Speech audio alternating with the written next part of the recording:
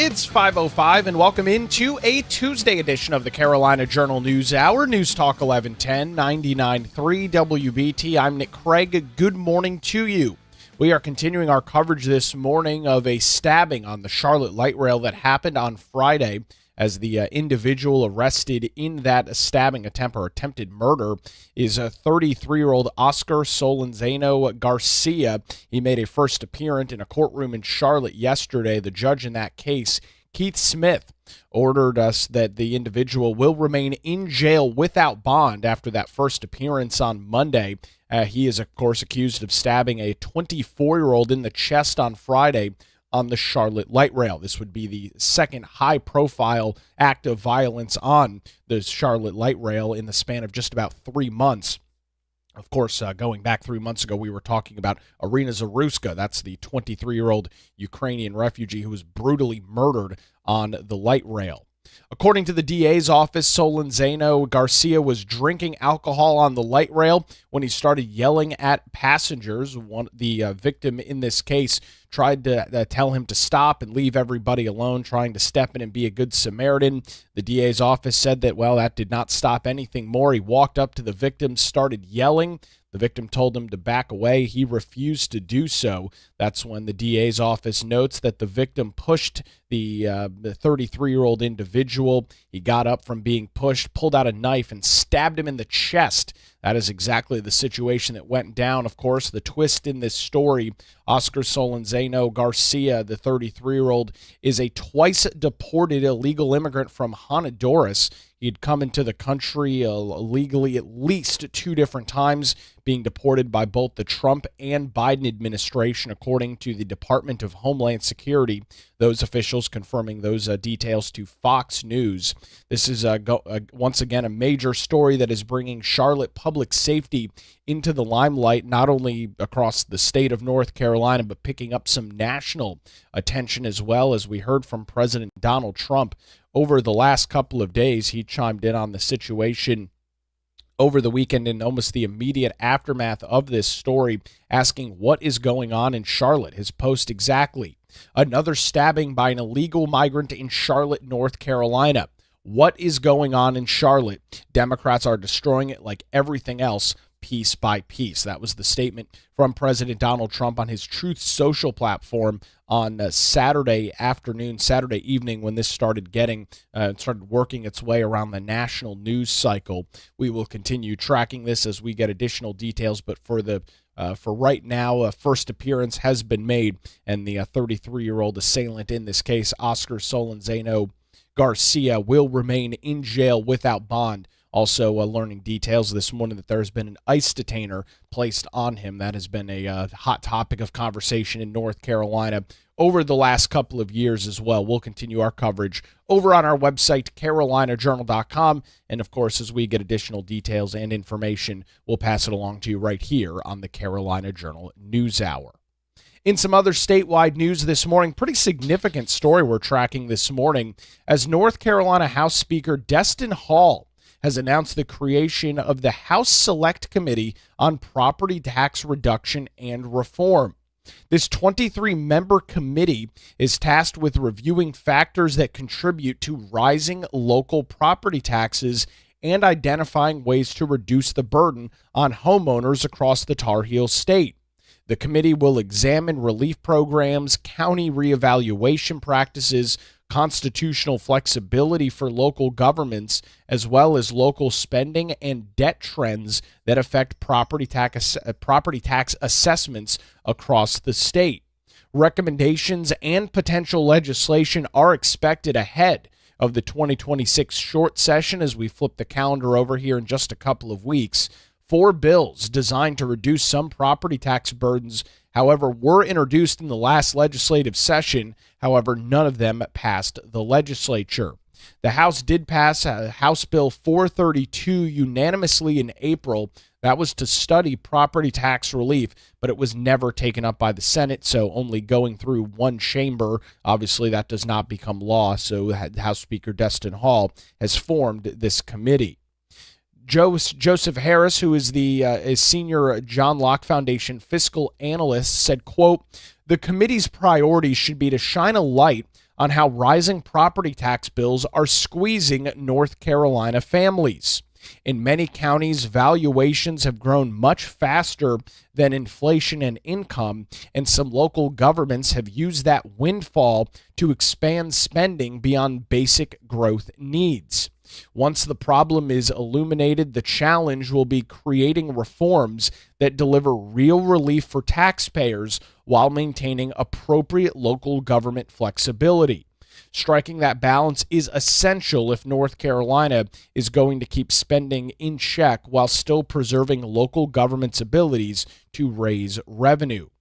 Back in April, Harris pointed out in a post over at the John Locke Foundation website that North Carolina has home values that have skyrocketed by a whopping 67.1% over the last 5 years, which has created massive concerns amongst homeowners about the affordability on their property tax bills that they get every year from their county and cities.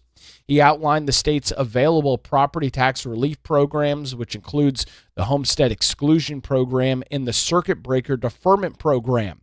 However, the challenges that are remaining, and some homeowners are still facing issues despite some of these state relief efforts. According to the co-chair of this brand new committee just announced on Monday, Julia Howard, the Republican from Davie County, said, quote, "I know how hard North Carolina families work to build stability in the home, and they shouldn't be hit with out-of-the-blue property tax spikes that threaten that. That's why I'm proud to help lead this committee by thoroughly reviewing our state's property tax system. Will deliver practical, common-sense reforms that give homeowners relief, fairness, and the transparency that they deserve." One of the other co-chairs of this new committee in the North Carolina House, Michael Sheetzel, he is the Republican from Catawba County. He is a co-chair of that as well. And he says that North Carolinians are concerned about affordability of owning a home, and they deserve a solution that works for them while at the same time being fair to local governments. As I mentioned, that this is a 23-member committee, bipartisan in nature as well. Both Democrats and Republicans, a couple of the local representatives from the Charlotte metro area, Representative Tricia Cotham, she the Republican out of Mecklenburg County. Carla Cunningham also on that committee as well. She's also out of Mecklenburg County, a Democrat there. Some other individuals, including Becky Carney, another Democrat out of Mecklenburg County. Francis Jackson, another Democrat out of Mecklenburg County as well. So some both Republicans and Democrats across the state of North Carolina will be sitting on this committee as they continue to work through some property tax relief for North Carolina taxpayers. A recent study from the Tax Foundation ranked North Carolina as the 36th highest in property taxes in the nation, with Northampton County having the highest property tax in the state and Jackson County having the lowest property tax burden. Their report found that in fiscal year 2022, property taxes comprised of 27.4% of total state and local tax collections in the United States. That's more than any other source of tax revenue. According to one of the other co-chairs, Erin Perret, the Republican out of Wake County, she said in the announcement of this committee, out-of-control property taxes is an affordability issue. High property taxes can make home ownership out of reach for hardworking North Carolinians and force seniors on fixed incomes out of their homes because they cannot afford skyrocketing property taxes. This new committee will work to deliver responsible reforms that balance homeowner affordability with local government abilities to meet community needs. This is obviously a pretty big challenge across the state. You're seeing in many areas property tax rates going up big time due to the fact that property values in some cases have soared as much as 50, 60, even 70% in some cases over the span of just about 5 years. So this is incredibly relevant across the state from the Tennessee border all the way to the Atlantic Ocean, Virginia to South Carolina. We will keep an eye on this new 23-member committee, and as soon as they have their first meeting, we'll continue to track it and provide the details to you, what comes of that, over on our website, carolinajournal.com, and right here on the Carolina Journal News Hour. It's now 5:15 on the Carolina Journal News Hour. News Talk 1110, 99.3 WBT. We'll head back out to the traffic center on your Tuesday early morning early Tuesday morning commute with Boomer Von Cannon. Hey, thank you, Nick. Good Tuesday.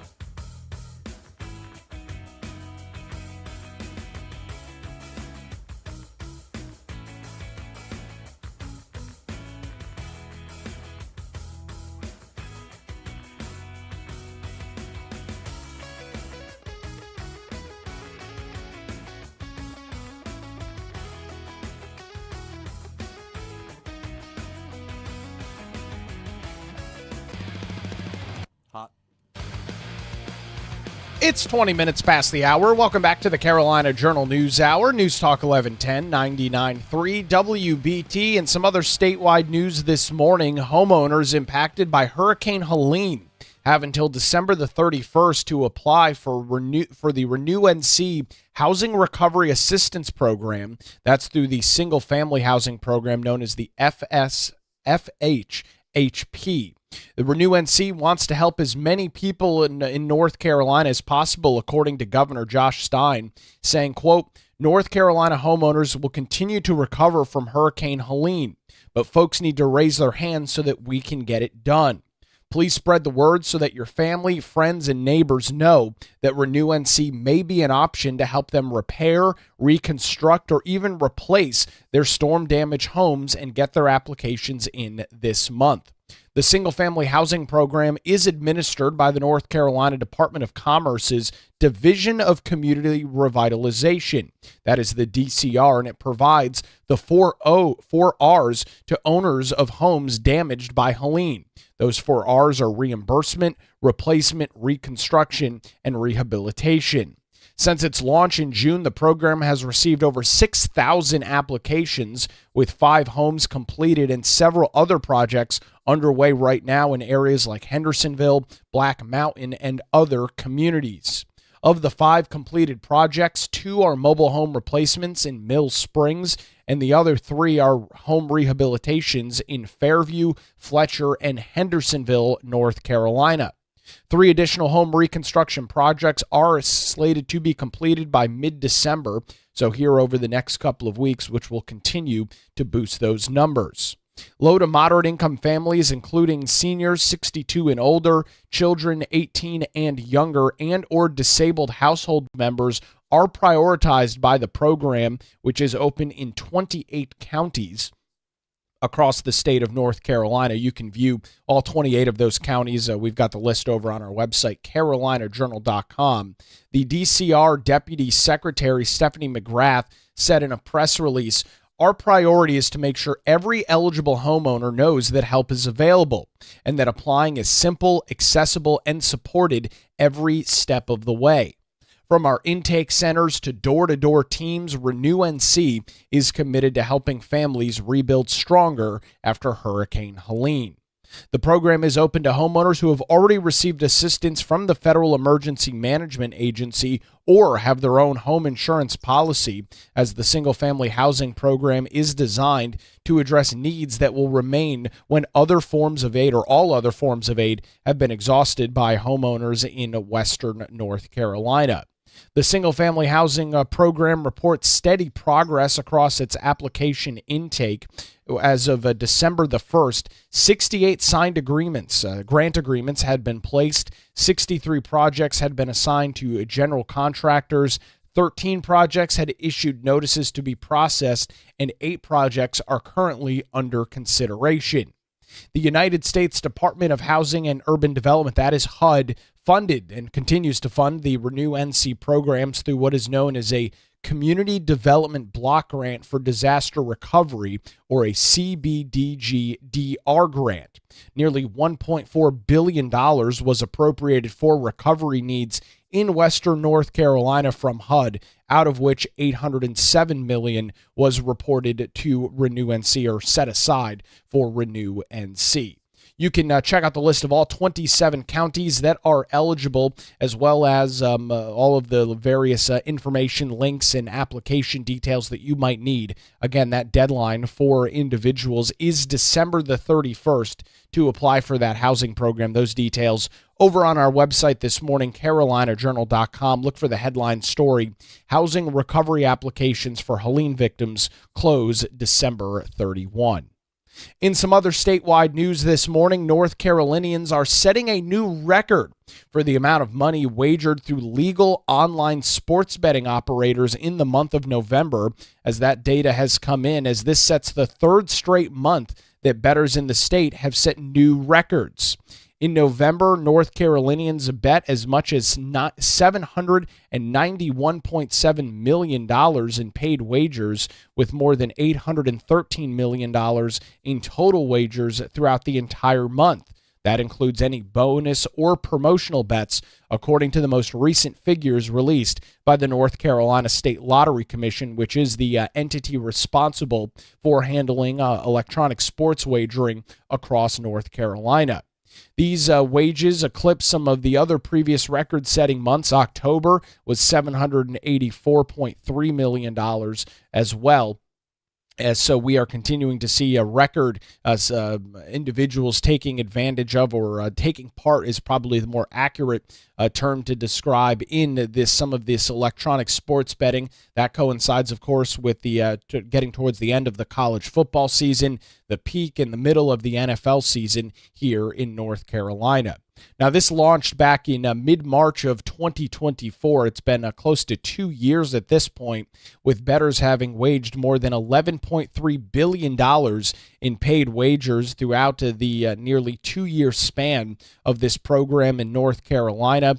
$12 billion in total wagers and more than $10.7 billion to be exact, paid back in winnings to individuals across the state. This has been described even before it went into place in mid-March as a possibility for the state to collect some pretty significant tax revenue, and that is exactly what has happened thus far. North Carolina has collected more than $16.7 million in taxes from the state's 8 legal operators. That was just in the month of November, which is the second highest total since its launch. In April of 2024, right after the program began, the state collected close to $19 million in taxes. Those amounts are pretty significant because those major operators pay an 18% tax on gross wagering revenues as calculated by the state. So sports betting continues to be a major trend here in North Carolina, seeing some record numbers of sports wagering over the last couple of months as we look at the months of September, October, and November going up each and every month. We'll get those December numbers probably coming up here the first few weeks of January. If anything pops off the page there, any more record-breaking details or information, we'll pass it along to you right here on the Carolina Journal News Hour and continue our coverage of that over on our website, carolinajournal.com. It's now 5:28 on the Carolina Journal News Hour. News Talk 1110, 99.3 WBT. We'll head back to the traffic center on your Tuesday morning commute. Get a look at the roadways with the great, the legendary Boomer Von Cannon. Boomer, by the way, I'm the only one that gets to say that. Nobody else, no morning shows. That's my saying, all right? Thank you. Thank you.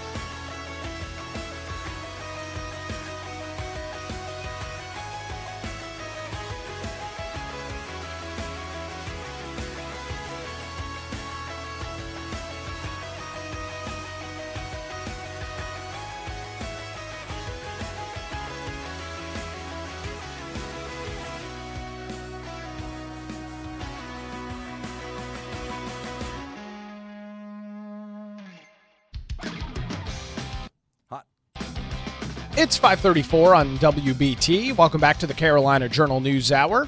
We are continuing our coverage this morning of a pretty big story that broke Friday evening in Charlotte. This was more violence aboard the Charlotte light rail just about 3 months or so after 23-year-old Ukrainian refugee Irina Zaruska was brutally murdered on the public transportation system throughout Mecklenburg County and the city of Charlotte.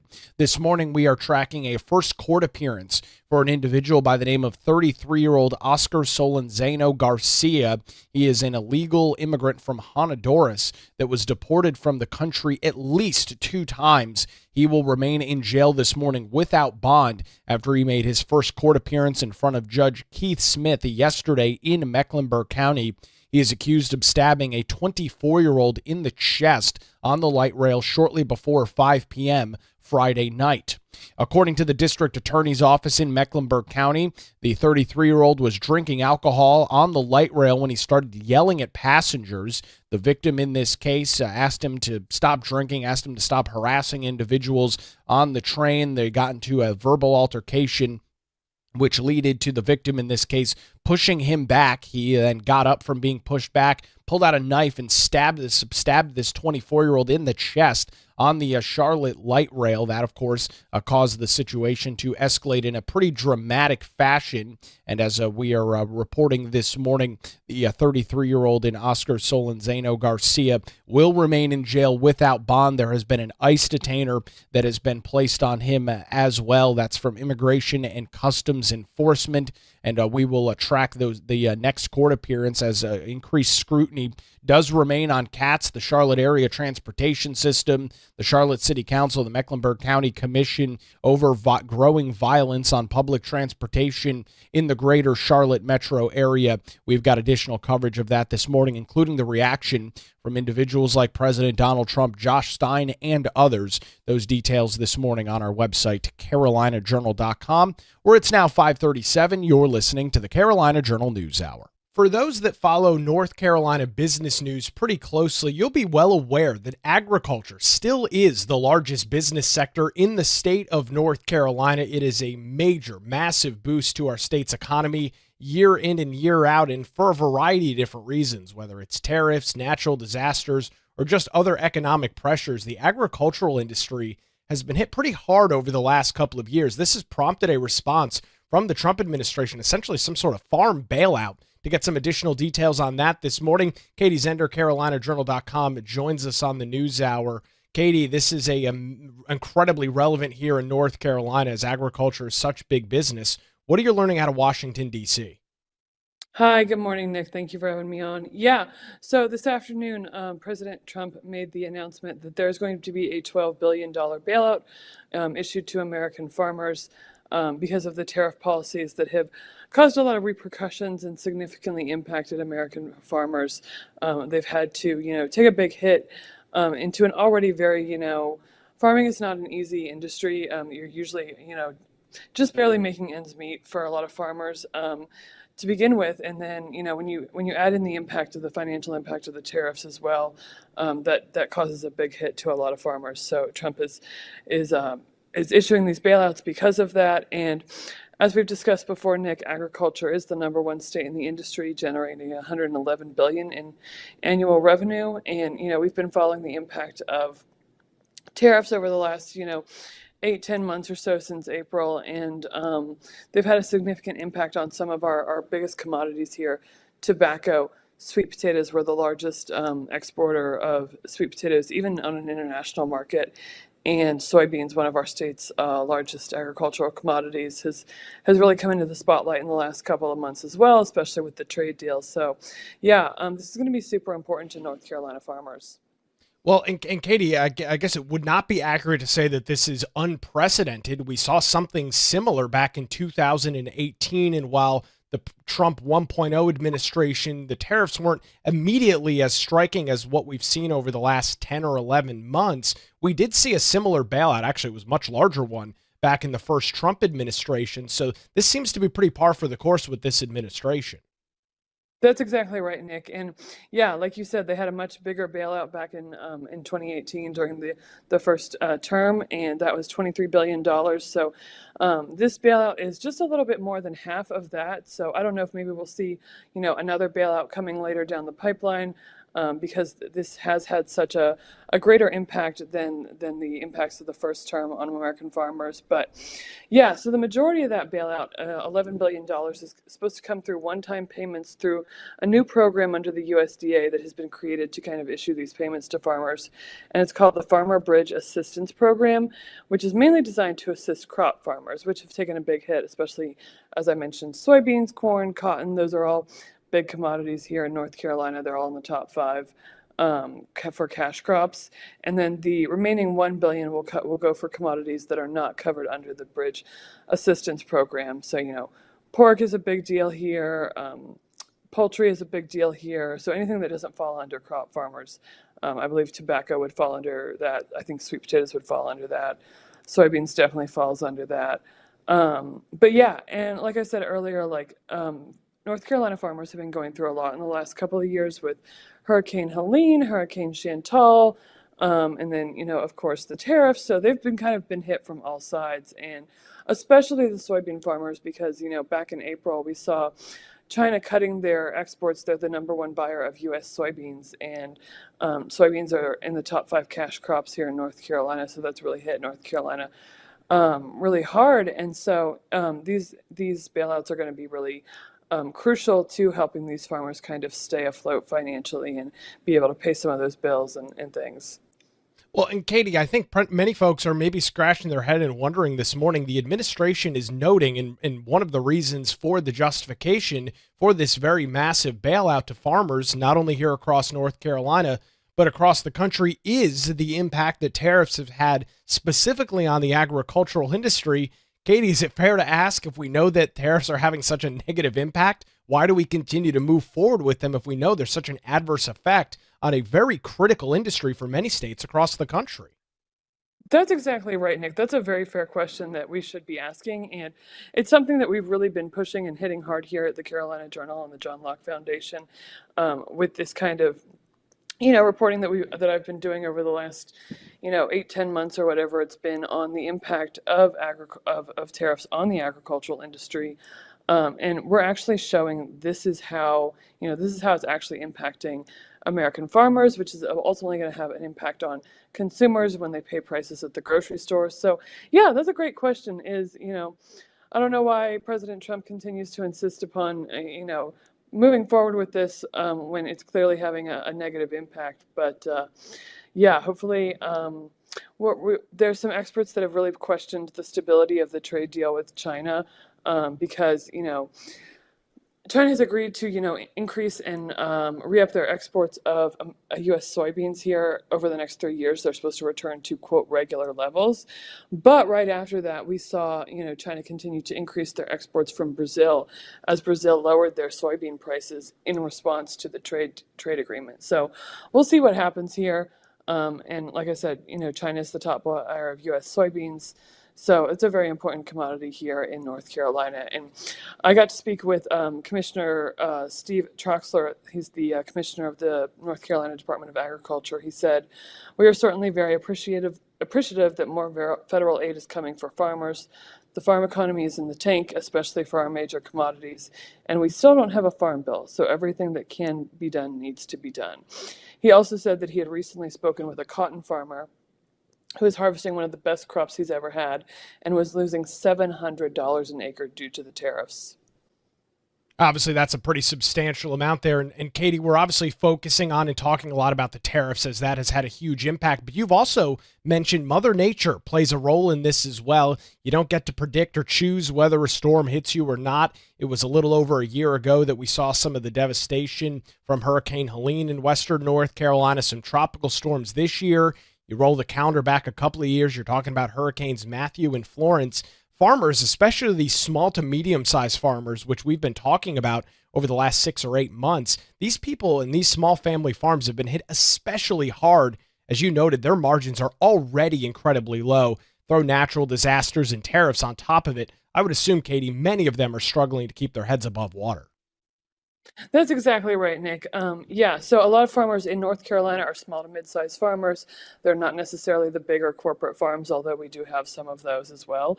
But yeah, so they are really struggling because, they've been hit on all sides, by Hurricane Helene, by Hurricane Chantal, even by some of the Hurricane Matthew and Florence, as you had mentioned. So, and then you add tariffs on top of that, it's having a huge impact on their margins, which they don't already have a large margin to begin with. And so these bailouts are going to be a huge relief to them. In the last couple of months, we've also seen farmers can apply for natural disaster relief as well. So that's going to be super helpful to them as well. But yeah, so hopefully these bailouts will kind of get these farmers back on their feet, or kind of help them pay off some of those bills and et cetera, that they've really come to accumulate over the last couple of years with everything that they have been really hit hard by, because has been hitting every industry, especially in North Carolina, Christmas tree farmers, apple farmers, and that has an impact nationwide. Like, we're one of the top exporters of Christmas trees. I believe the White House Christmas tree has come from North Carolina the last couple of years as well. So that's a huge industry here as well. Katie, you've got a lot of additional coverage of this announcement from the Trump administration on Monday. Where can folks go and get those details this morning? Right, Nick. They can read the full article with all the details at carolinajournal.com. We appreciate the update this morning. Katie Zender joins us on the Carolina Journal News Hour.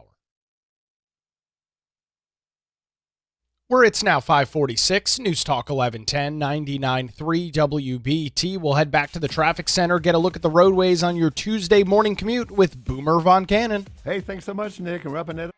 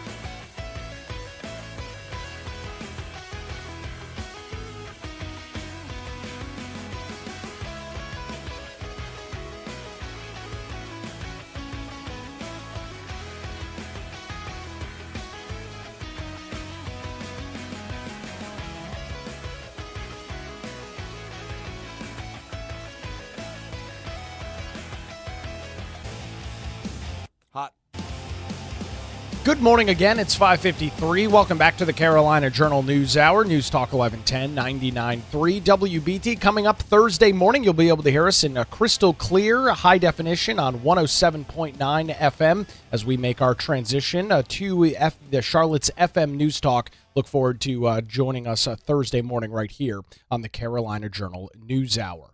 In some statewide news this morning, North Carolina House Speaker Destin Hall has announced the creation of the House Select Committee on Property Tax Reduction and Reform. The 23-member committee is tasked with reviewing factors that contribute to rising local property taxes, as well as identifying ways to reduce the burden on homeowners. This committee will examine existing relief programs, county reevaluation practices, some of the constitutional flexibilities for local governments, as well as local spending and debt trends that affect property tax assessments. All of the recommendations and some potential legislation from this committee are expected ahead of the 2026 short session from the GA, and we'll watch and see what comes of this committee. I will note that 4 bills designed to reduce some property tax burdens were introduced in this current legislative session, but none passed through the legislature. For example, the House Bill 432 was unanimously voted on and approved by the North Carolina House back in April. That was to study property tax relief, but it was never taken up by the North Carolina Senate. Joseph Harris, who is a fiscal analyst, a policy analyst over at the John Locke Foundation, said, quote, "The committee's priorities should be to shine a light on how rising property tax bills are squeezing North Carolina families. In many counties, valuations have grown much faster than inflation and income, and some local governments have used that windfall to expand spending beyond basic growth needs. Once the problem is illuminated, the challenge will be crafting reforms that deliver real relief for taxpayers while maintaining appropriate local government flexibility. Striking that balance is essential if North Carolina is going to keep local spending in check while still preserving local government's abilities to raise revenues." In an April post by Harris, he pointed out that North Carolina home values have skyrocketed in some cases by as much as 67.1% over the last 5 years, creating massive concern among homeowners about affordability of their property tax bill that rolls in from the county or the city you live in each year. He outlined the state's available property tax relief programs like the Homestead Exclusion Program or circuit breaker deferment. However, with some of those programs in place, many folks are still feeling the pinch and the pressure for their yearly property tax bill.